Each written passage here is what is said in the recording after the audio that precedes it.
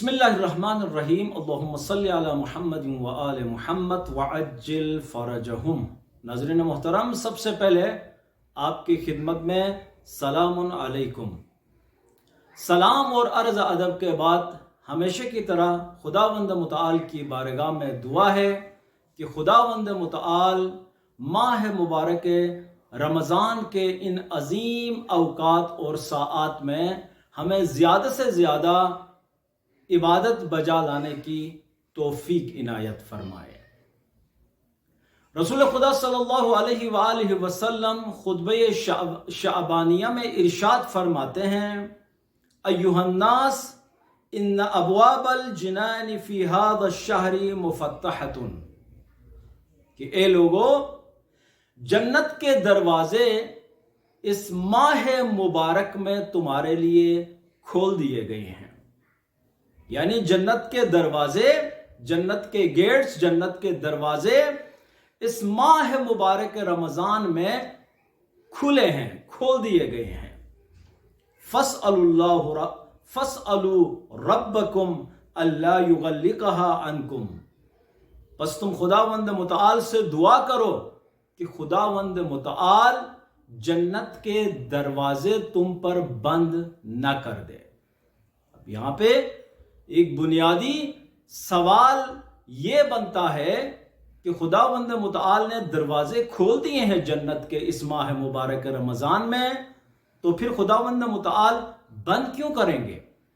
तो अजीज़ान मोहतरम, इसका सिंपल और सादा जवाब ये है कि अगर हम इस माह मुबारक रमज़ान के अजीम अवकात और साआत का एहतराम नहीं करेंगे, जिस तरह दूसरे महीनों में हम हराम का मुर्तकिब होते हैं, गुनाह अंजाम देते हैं, उसी तरह अगर हम गुनाह करना इसी माह मुबारक के रमज़ान में भी जारी रखेंगे, तो ये जो एक अजीम नेमत हमारे लिए अता की गई है, हमें दी गई है, यानी जन्नत के दरवाजे हमारे लिए खोल दिए गए हैं, फिर इस जन्नत के दरवाजे हमारे लिए बंद कर दिए जाएंगे। इसीलिए रसूल खुदा सल्लल्लाहु अलैहि वसल्लम फरमाते हैं कि इस माह मुबारक रमज़ान में तुम्हारे लिए जन्नत के दरवाजे खोल दिए गए हैं, लिहाजा तुम खुदावंद मुतआल से दुआ करो कि ये जो दरवाजे खोल दिए गए हैं, खुदावंद मुतआल ये दरवाजे तुम्हारे गुनाहों की वजह से तुम पर बंद न कर दे। वह अबवाबन नीरान मुगल्लकतुन, इसी तरह से जहन्नम के दरवाजे बंद कर दिए गए हैं। इस माह मुबारक रमजान की फजीलत और अहमियत की वजह से जहन्नम के दरवाजे जो है वो तुम पर बंद कर दिए गए हैं। फस्अलुल्लाहु रब्बकुम फस्अलू रब्बकुम, बस तुम अपने रब से, अपने परवरदिगार से दुआ करो, अल्लाह युफत्तिहहा अलैकुम, कि खुदावंद मुतआल इस जहन्नम के दरवाजे तुम पर दोबारा खोल न दे। वश्शयातीना मगलूलतुन, और जो डेवल्स हैं, जो शयातीन हैं, उनको हथकड़ी लगा दी गई है, उनको पाबंद सलासल किया गया है, उनको तुम से दूर रखा गया है। फस्अलू रब्बकुम, बस तुम अपने परवरदिगार से सवाल करो, दुआ करो, अल्लाह युसल्लितहा अलैकुम, कि खुदावंद मुतआल दोबारा इन डेवल्स को, इन शैतानों को तुम्हारे ऊपर मुसल्लत ना कर दे। रसूल खुदा सल्लल्लाहु अलैहि वसल्लम का खुतबे शाबानिया जब यहां पहुंचा तो मजमे से अमीरुल मोमिनीन अली अलैहिस्सलातु वस्सलाम खड़े हुए। काल अमीरुल मोमिनीन अली इब्न अबी तालिब अलैहिस्सलाम फकुमतु फकुलतु, चूंकि ये जो खुतबे शाबानिया है इसके रावी जो हैं अमीरुल मोमिनीन अली अलैहिस्सलातु वस्सलाम हैं, और वो उसी महफिल में, उसी मजलिस में, उसी मजमे में मौजूद थे। तो यहां पर अली अलैहिस्सलाम फरमाते हैं कि मैं खड़ा हुआ اور میں نے پوچھا یا رسول اللہ، اے رسول خدا، ما افضل الاعمال فی هذا الشہر، کہ اس ماہ مبارک رمضان میں سب سے بہترین، سب سے افضل عمل کیا ہے؟ اس ماہ مبارک رمضان میں سب سے بہترین اور سب سے افضل عمل کیا ہے کہ ہم اسے بجا لائیں؟ فقال، تو رسول خدا صلی اللہ علیہ وآلہ وسلم نے جواب دیا، یا ابا الحسن۔ ابا الحسن امام علی علیہ السلام کی کنیت ہے۔ رسول خدا صلی اللہ علیہ وآلہ وسلم نے فرمایا، یا ابا الحسن یعنی یا علی، افضل الاعمال فی هذا الشہر الورع عن محارم اللہ عز وجل، کہ اس ماہ مبارک رمضان میں سب سے بہترین عمل گناہوں سے خود کو بچانا ہے، سب سے بہترین عمل تقوی الہی اختیار کرنا ہے، سب سے بہترین عمل خداوند متعال کے احترام میں اس ماہ مبارک رمضان کے احترام میں گناہوں سے خود کو دور رکھنا ہے، گناہوں سے خود کو بچانا ہے۔ تو عزیزان محترم، اب جو حرام کام ہے یعنی حرام سے خود کو بچانا ہے، ایک تو وہ چیزیں ہیں جن سے انسان کا روزہ باطل ہوتا ہے، ان سے بھی خود کو بچانا ہے، اور اسی طرح سے دوسرے جو حرام کام ہیں، مثلا کسی کی پراپرٹی کو ہضم کرنا، غصب کرنا، کسی کو گالی دینا، کسی کی اہانت کرنا، کسی کو تکلیف پہنچانا، کسی کی غیبت کرنا، کسی پر تہمت اور بہتان باندھنا، آپس میں دوسرے مومنین کو آپس میں لڑانا، ایک دوسرے کی جاسوسی کرنا، یہ سارے کام جو ہے وہ حرام ہے۔ اسی طرح کسی کا قتل کرنا اور دوسرے مسائل، یہ ساری چیزیں جو ہے وہ حرام ہے۔ تو رسول خدا صلی اللہ علیہ وآلہ وسلم ارشاد فرماتے ہیں کہ اس ماہ مبارک رمضان میں سب سے بہترین عمل تقوی الہی اختیار کرنا اور حرام کاموں سے خود کو، حرام سے خود کو بچانا ہے۔ ثم بقا، اس کے بعد پھر رسول خدا صلی اللہ علیہ وآلہ وسلم نے گریہ کرنا شروع کر دیا، رونا شروع کر دیا۔ فقلت، علی علیہ السلام فرماتے ہیں پھر میں نے پوچھا، میں نے کہا، یا رسول اللہ ما یبکیک، اے رسول خدا رونے کی وجہ کیا ہے؟ کون سی چیز اس وقت آپ کو رلانے پہ مجبور کر رہی ہے اور آپ روئے جا رہے ہیں اور آپ نے گریہ کرنا شروع کر دیا ہے؟ فقال، تو رسول خدا صلی اللہ علیہ وآلہ وسلم نے جواب دیا، یا علی ابکی لما یستحل منک فی ھذا الشہر، اے علی میرے رونے کا جو سبب ہے، جو وجہ ہے، وہ یہ ہے کہ اس ماہ مبارک رمضان میں لوگ تمہارا احترام توڑ دیں گے، تمہاری حرمت کو پامال کریں گے۔ جو چیز آپ کو لے کر جائز نہیں ہے، یعنی آپ کی بے احترامی جائز نہیں ہے، اس چیز کو جائز قرار دیا جائے گا، یعنی تمہاری اہانت کی جائے گی، تمہاری بے احترامی کی جائے گی، تمہارا جو احترام اور رسپیکٹ، مقام اور منزلت جو ہے اس کو پامال کر دیا جائے گا، اس کو برباد کر دیا جائے گا۔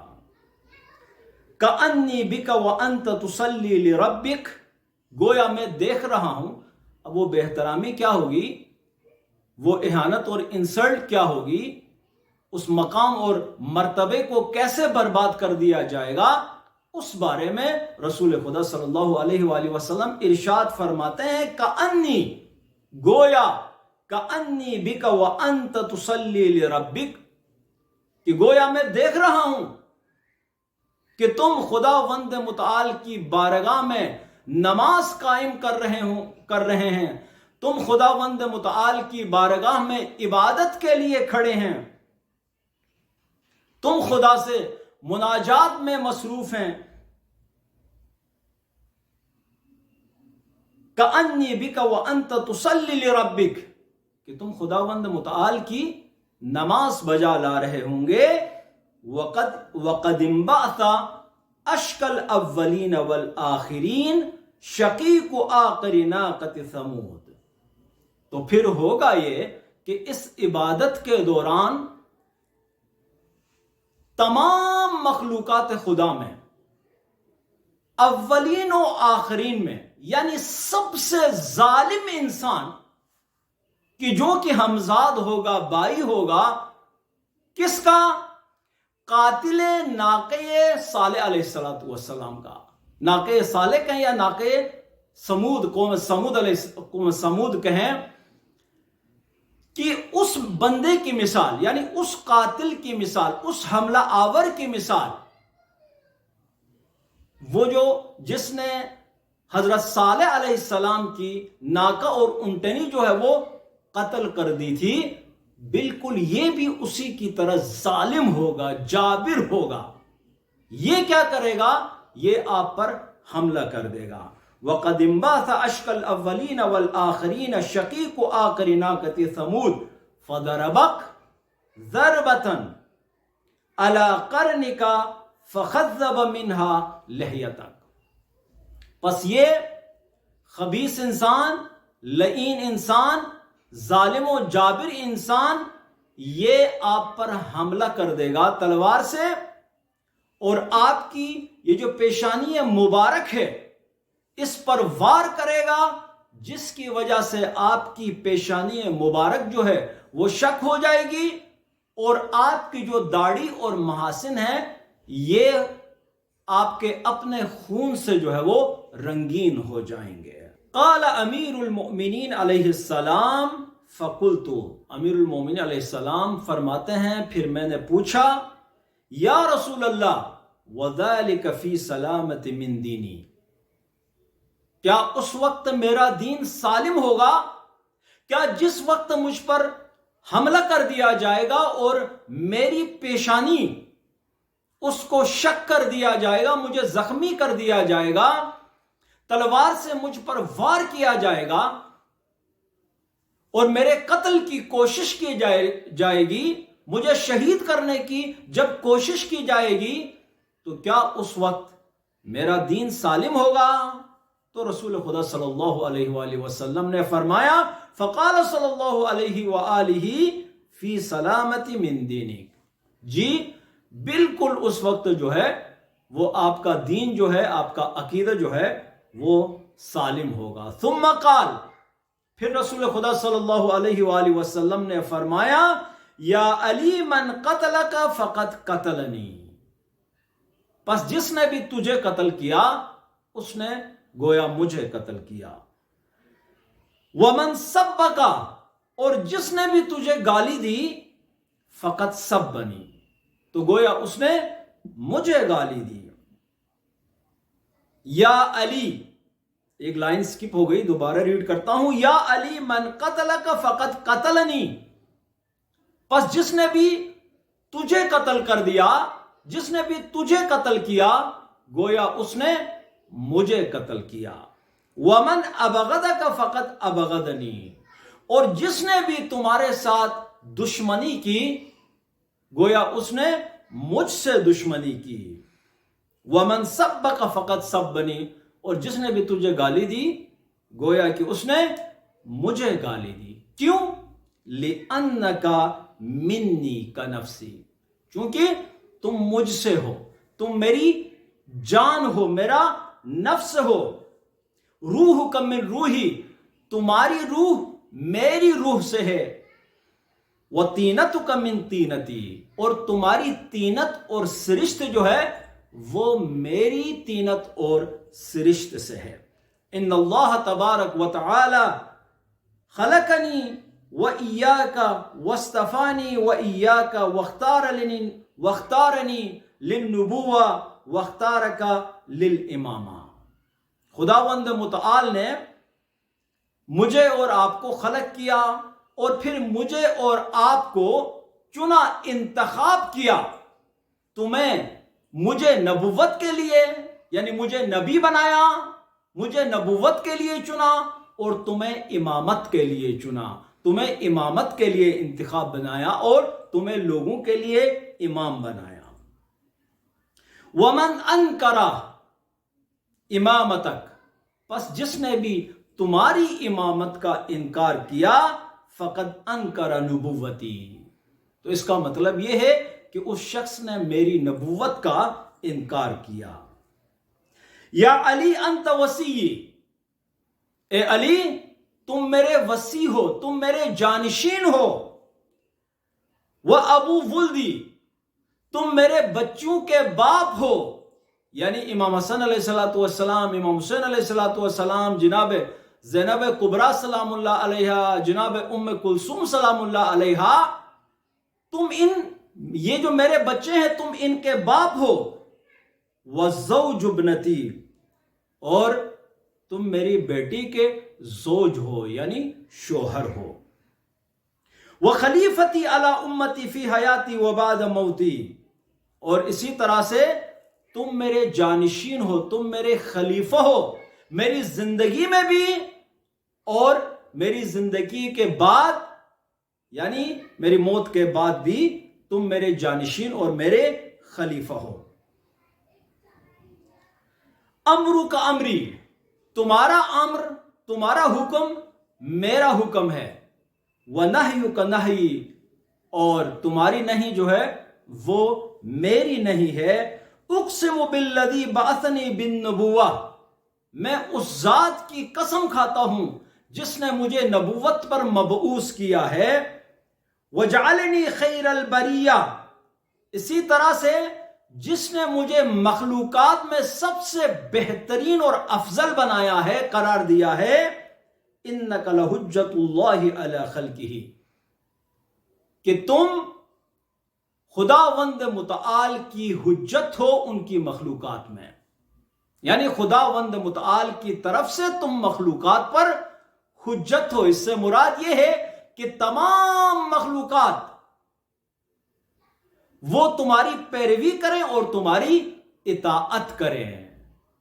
حجت سے مراد یہاں پہ اطاعت ہے کہ تمام مخلوقات پر لازم ہے، واجب ہے کہ وہ آپ کی اطاعت کریں۔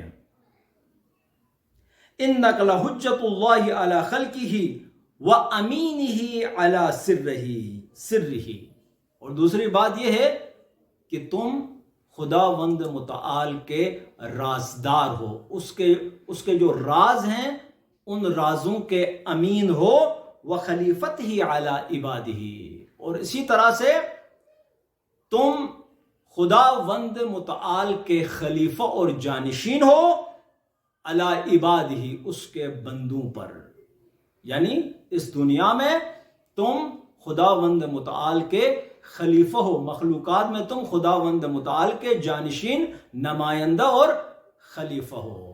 عزیزان محترم، آج کی یہ جو گفتگو تھی یہ ہماری آخری گفتگو تھی۔ ہمارا جو تسلسل تھا مباحث کا وہ یہیں پر ختم ہو جاتا ہے۔ خداوند متعال کی بارگاہ میں دعا ہے کہ خداوند متعال ہماری ان علمی جو توفیقات ہیں ان میں مزید اضافہ فرمائیں، اور انشاءاللہ اگلی جو نشست ہوگی اس میں کسی اور موضوع کے ساتھ آپ کی خدمت میں حاضر ہوں گے۔ مجھے اجازت دیجیے اگلی نشست تک، خدا حافظ۔